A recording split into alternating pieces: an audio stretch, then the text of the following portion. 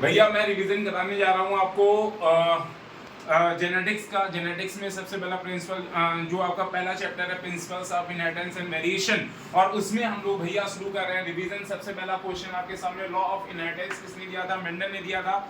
और लॉज दूसरा प्रश्न आपके सामने है Mendel conduct hybridization experiment and garden pea. कितने ईयर किया था काम? 7 ईयर। कितने कैरेक्टर लिए थे? 7 कैरेक्टर लिए थे। कौन कौन से भैया? पहला क्या था? पहला बोलो स्टेम हाइट, दूसरा flower colour, flower position, pot shape, pot colour, seed shape, seed colour. 7 character दिए थे इन्होंने। और इसके बाद में अगला प्रश्न आपके सामने है मोनो हाइब्रिड क्रॉस का फिनोटाइपिक रेशियो क्या होता है? भैया बोलो बोलो 3:1। और मोनो हाइब्रिड क्रॉस का जीनोटाइपिक रेशियो क्या होता है? 1:2:1। देन बेटा आपको बताना है रिग्नार्ड सी पनेट ने क्या दिया? रिग्नार्ड सी पनेट ने क्या दिया था? पनेट स्क्वायर दिया था। बोलो क्या दिया था? Punnett square. इसके बाद में टेस्ट क्रॉस का रेशियो क्या होता है? बोलो टेस्ट क्रॉस का रेशियो क्या होता है? 1:1। टेस्ट क्रॉस क्या होता है? डोमिनेंट फिनोटाइप का क्रॉस जब हम होमोजाइगस रिसेसिव पेरेंट से कराते हैं तो इसे टेस्ट क्रॉस कहते हैं। टेस्ट क्रॉस में याद रखिएगा, टेस्ट क्रॉस का पता, टेस्ट क्रॉस हम लोग क्यों करते हैं? To determine the genotype of tall plant at F1 और F2। देन बेटा याद रखिएगा law of dominance. Law of dominance को किसने दिया था? मेंडल ने दिया था। लॉ ऑफ सेग्रीगेशन को भी मेंडल ने दिया था। मोनो हाइब्रिड क्रॉस के बेसिस पे मेंडल ने 2 लॉ दिए, law of dominance and law of segregation. Law of dominance में 3 पॉइंट है। पहला पॉइंट क्या कहता है? जितने भी कैरेक्टर होते हैं वो फैक्टर से कंट्रोल होते हैं, सारे फैक्टर पेयर में होते हैं, और डिसिमिलर फैक्टर में एक डोमिनेंट होता है, दूसरा रिसेसिव होता है। लॉ ऑफ सेग्रीगेशन भी मेंडल ने दिया था। इसमें इन्होंने बताया अगर पेरेंट होगा होमोजाइगस तो उसमें सिमिलर टाइप के गैमेट बनेंगे, और अगर पेरेंट होंगे हेटेरोजाइगस तो उसमें डिसिमिलर टाइप के गैमेट बनेंगे। इनकम्प्लीट डोमिनेंस का एग्जांपल क्या है? स्नैपड्रैगन। और ये जो स्नैपड्रैगन है भैया याद रखिएगा, इसी को हम लोग कहते हैं एंटीरेनम, इसी को कहते हैं डॉग फ्लावर। और इसका दूसरा एग्जांपल है मीराबिलिस चिलापा। मीराबिलिस चिलापा का दूसरा नाम है 4 o'clock प्लांट या गुलेबास कहते हैं इसे। और इनकम्प्लीट डोमिनेंस का अगर हम फिनोटाइपिक रेशियो देखें तो इसका फिनोटाइपिक रेशियो आता है 1:2:1, और जीनोटाइपिक रेशियो भी आता है 1:2:1। इसका मतलब कौन सा क्रॉस है जिसमें फिनोटाइपिक और जीनोटाइपिक रेशियो भैया सेम आता है? Incomplete dominance. याद रखिएगा इनकम्प्लीट डोमिनेंस भी मोनो हाइब्रिड क्रॉस है। इसमें रेड और व्हाइट फ्लावर के बीच में क्रॉस कराते हैं तो हमें पिंक फ्लावर मिलता है। मतलब जब F1 अपने दोनों पेरेंट से रिजेंबल नहीं करता, मतलब F1 में इन बिटवीन कैरेक्टर आता है, तो इसे इनकम्प्लीट डोमिनेंस कहते हैं। और इनकम्प्लीट डोमिनेंस जो होता है बच्चा याद रखिएगा, इनकम्प्लीट डोमिनेंस जो होता है इसमें आपका फिनोटाइपिक रेशियो तो चेंज हो जाता है लेकिन जीनोटाइपिक रेशियो चेंज नहीं होता। इसके बाद में नेक्स्ट क्वेश्चन आपके सामने है भैया कि ABO blood group are controlled by gene. किस जीन से कंट्रोल होते हैं? आई जीन से। और ये एबीयू ब्लड ग्रुप को कंट्रोल करने वाला आई जीन, इसमें 3 एलील होते हैं। पहला एलील होता है IA, दूसरा एलील होता है IB, और तीसरा होता है स्मॉल आई। याद रखिएगा IA एंड IB ये दोनों शुगर प्रोड्यूस करते हैं, स्मॉल आई कोई भी शुगर प्रोड्यूस नहीं करता। और अगर एबीयू ब्लड ग्रुप में देखा जाए तो आपके पास में 4 फिनोटाइप होते हैं और 6 जीनोटाइप होते हैं। याद रखिएगा यहाँ पर ABU blood grouping also provide good example of. याद रखिएगा एबीयू ब्लड ग्रुपिंग एग्जांपल होता है कोडोमिनेंस का। इसके अलावा ये एग्जांपल होता है मल्टीपल एलिलिज्म का। किसका एग्जांपल होता है? Multiple allelism. याद रखिएगा मल्टीपल एलिलिज्म का भी एग्जांपल है ABU blood grouping. Phenotypic ratio of dihybrid cross क्या होता है? बोलो बोलो 9:3:3:1। याद रखिएगा आपको कितने फिनोटाइप मिलते हैं? यहाँ पे 4। कौन कौन से? Round yellow, round green, wrinkle yellow, wrinkle green. और याद रखिएगा इसका जीनोटाइपिक रेशियो क्या आता है? 1:2:1:2:4:2:1:2:1। याद रखिएगा क्रोमोसोमल थ्योरी ऑफ इनहेरिटेंस को सबसे पहले किसने दिया था? सटन एंड बोवेरी ने दिया था। और यहाँ पे आपको याद रखना पड़ेगा क्रोमोसोमल थ्योरी ऑफ इनहेरिटेंस को एक्सपेरिमेंटली प्रूव किसने किया था? TH मॉर्गन ने। एक बात और याद रखिएगा, TH मॉर्गन ने ड्रोसोफिला पे काम किया था। ड्रोसोफिला जिसे हम लोग टाइनी फ्रूट फ्लाई कहते हैं, और इसे लेने के पीछे इनके 5 रीजन थे। पहली बात, ड्रोसोफिला को आसानी से सिंपल सिंथेटिक मीडियम में ग्रो कर सकते हैं। दूसरी बात, आपकी जो ड्रोसोफिला है इसमें सिंगल मैटिंग से large number of progeny produce होती है। तीसरी बात, ये जो आपकी ड्रोसोफिला होती है ये आपकी ड्रोसोफिला का लाइफ साइकिल छोटा होता है। चौथी बात, इसमें आपके बहुत सारे हेरिडिटी वेरिएशन देखने को मिलते हैं और इसमें सेक्सुअल डायमॉर्फिज्म आसानी से देखने को मिलती है। मतलब यहाँ पे जो मेल होता है वो छोटा होता है और फीमेल जो होती है वो बड़ी होती है। और फीमेल में एग लेइंग स्ट्रक्चर होता है। नाम बताना है आपको, वो बताइएगा, कमेंट करके बताइएगा। भैया टर्म लिंकेज एंड रिकॉम्बिनेशन किसने दिया था? याद रखिएगा, टी.एच. मॉर्गन ने। थॉमस हंट मॉर्गन ने क्या दिया था? थॉमस हंट मॉर्गन ने दिया था आपका भैया लिंकेज टर्म और रिकॉम्बिनेशन टर्म। आप बताइए लिंकेज क्या होता है? लिंकेज क्या होता है आपका? लिंकेज क्या है? Physical association of gene present on the same chromosome is called linkage. Recombination क्या होता है भैया? रिकॉम्बिनेशन का मतलब क्या होता है? बोलो बोलो बोलो। रिकॉम्बिनेशन का मतलब होता है नॉन पेरेंटल जीन कॉम्बिनेशन का बनना। क्या कहलाता है? रिकॉम्बिनेशन। याद रखिएगा, यहाँ पे ये एक फार्मूला आपने पढ़ा था कि लिंकेज इनवर्सली प्रोपोर्शनल होता है distance between two gene. Linkage is inversely proportional, इससे फार्मूले से क्वेश्चन बनेगा। Linkage is inversely proportional to distance between two gene और रिकॉम्बिनेशन डायरेक्टली प्रोपोर्शनल होता है डिस्टेंस बिटवीन टू जीन। इसके बाद में देखिए अगला प्रश्न आपके सामने है example of polygenic inheritance. Polygenic inheritance का एग्जांपल कौन है? ह्यूमन हाइट एग्जांपल है, ह्यूमन स्किन कलर एग्जांपल है। इसके अलावा आप याद रखिएगा ह्यूमन आईक्यू भी पॉलीजेनिक इनहेरिटेंस का एग्जांपल है। आपकी बुक में कौन दिया गया है? ह्यूमन स्किन कलर कितने जीन से कंट्रोल होता है? 3 जीन से। कौन कौन से? Capital A, capital B, capital C gene से। अब इसके बाद में हम लोग पढ़ते हैं भैया example of pleiotropy. Example of pleiotropy कौन है? Phenyl ketonuria. और याद रखिएगा प्लियोट्रॉपी का मतलब क्या होता है? एक सिंगल जीन के कारण जब बहुत सारे फिनोटाइप आते हैं तो इसे कहते हैं प्लियोट्रॉपी। और इसमें आप देखेंगे भैया, इसमें आप देखेंगे कि आपका जो इंडिविजुअल होगा उसमें एक एंजाइम नहीं बनता। उस एंजाइम का नाम क्या है? उस एंजाइम का नाम क्या है? आपको ये कमेंट करके बताना है। जल्दी से देखिए अगला भैया, अगला आपसे प्रश्न किया गया है एग्जांपल ऑफ मेल हेट्रोगैमेटी। मेल हेट्रोगैमेटी का एग्जांपल कौन कौन से हैं? मेल हेट्रोगैमेटी में 2 एग्जांपल आते हैं, एक होता है एक्सोटाइप और दूसरा होता है एक्सवाई टाइप। एक होता है एक्सोटाइप और दूसरा होता है एक्सवाई टाइप। याद रखिएगा, एक है एक्सोटाइप, दूसरा है एक्सवाई टाइप। याद रखिएगा एक्सोटाइप में एग्जांपल होता है ग्रासहोपर और कॉकरोच। और अगर हम लोग बात करते हैं एक्सवाई टाइप में, तो एक्सवाई टाइप में मैमल्स एग्जांपल है इसके, ड्रोसोफिला एग्जांपल है और उसमें हम लोग भी आते हैं, ह्यूमन भी आते हैं। इसके बाद में नेक्स्ट क्वेश्चन है आपके पास में हैप्लोडिप्लॉइडिक सेक्स डिटर्मिनेशन किसमें देखा गया? हैप्लोडिप्लॉइडिक सेक्स डिटर्मिनेशन किसमें देखने को मिलता है? हनी बी में। याद रखिएगा हैप्लोडिप्लॉइडिक सेक्स डिटर्मिनेशन में फीमेल डिप्लॉयड होती है, मेल हैप्लॉयड होता है। फीमेल अपने गैमेट मियोसिस से बनाती है, मेल अपने गैमेट माइटोसिस से बनाता है। और याद रखिएगा फीमेल फर्टिलाइजेशन से बनती है और आपका जो मेल या ड्रोन होता है ये बनता है बाय द पार्थेनोजेनेसिस। कैसे बनता है? पार्थेनोजेनेसिस। ऑर्गेनिज्म विदाउट फर्टिलाइजेशन क्या कहलाता है? पार्थेनोजेनेसिस। फ्रूट विदाउट फर्टिलाइजेशन क्या कहलाता है? पार्थेनोकार्पी।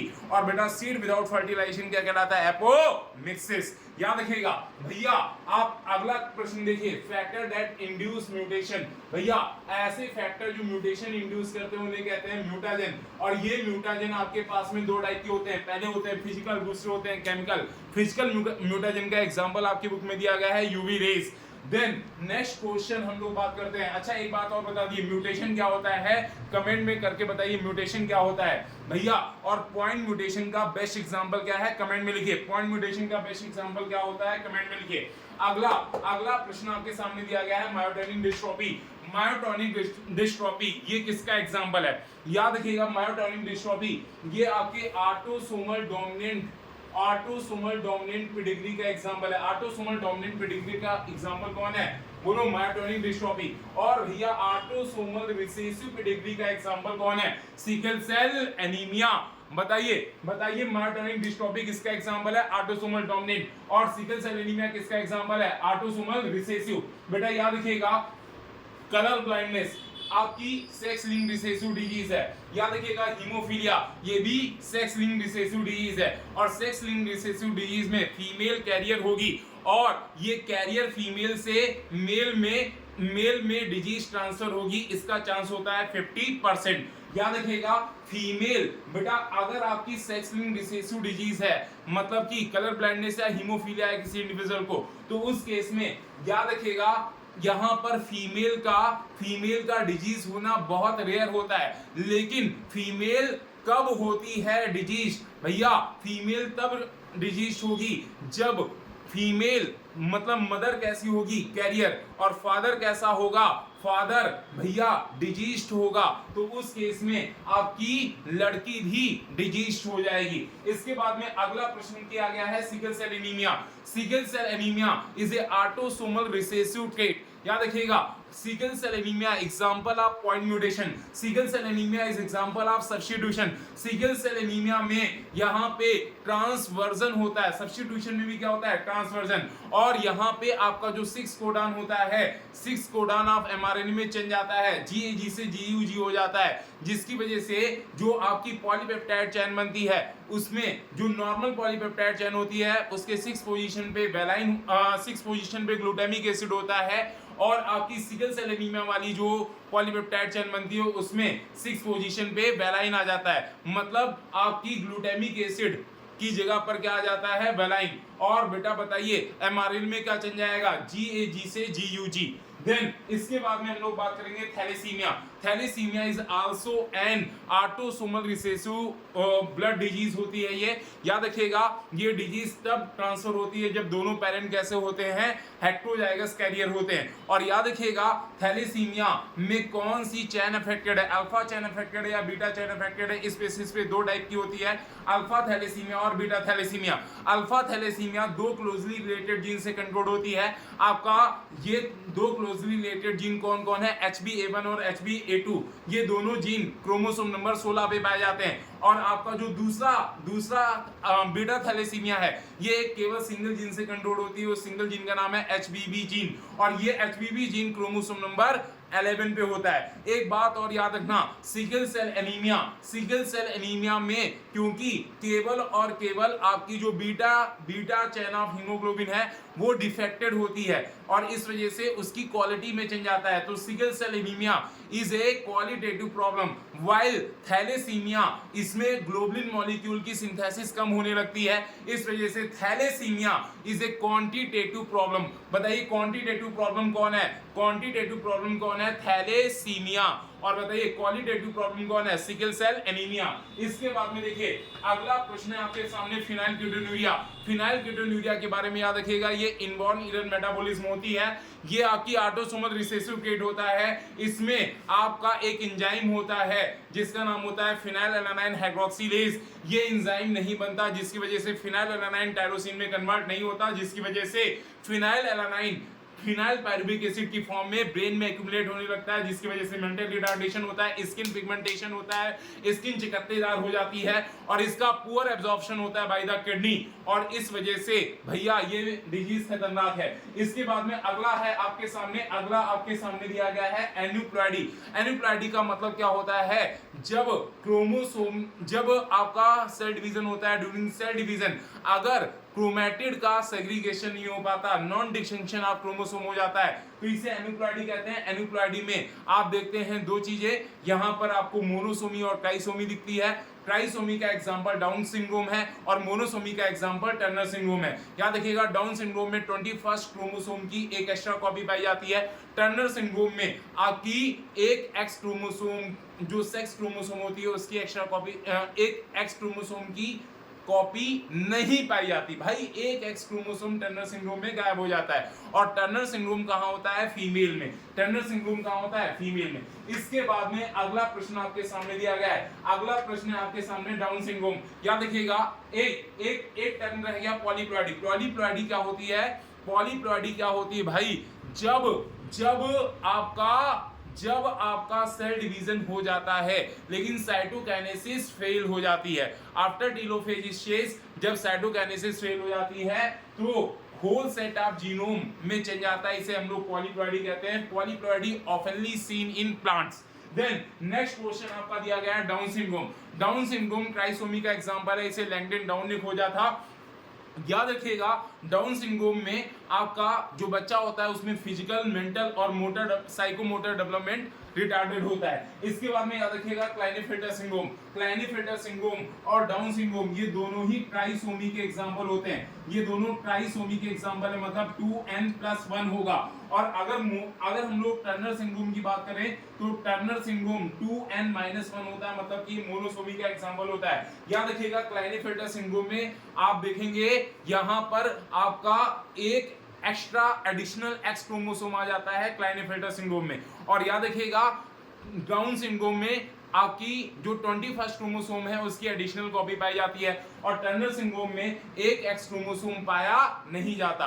और याद रखिएगा कि क्लाइनेफेल्टर सिंड्रोम में यहां पे आपको कैरियोटाइप क्या दिखाई देगा, XXY। और अगर हम लोग टर्नर सिंड्रोम देखें तो टर्नर सिंड्रोम का कैरियोटाइप क्या होगा, XO। और यहाँ पे number of chromosome, Turner syndrome में नंबर ऑफ क्रोमोसोम कितने होंगे, 45। ऐसी फीमेल कैसी होगी, स्टेराइल। क्लाइनेफेल्टर सिंड्रोम का जो मेल होता है उसमें हो जाती है गायनेकोमेस्टिया। और याद रखिएगा जो टर्नर सिंड्रोम है, टर्नर सिंड्रोम में ये फीमेल में होगा, इसमें ओवरीज रूडिमेंट्री होंगी, सेकेंडरी सेक्सुअल कैरेक्टर बहुत अच्छे से डेवलप्ड नहीं होंगे। जय हिंद, जय भारत।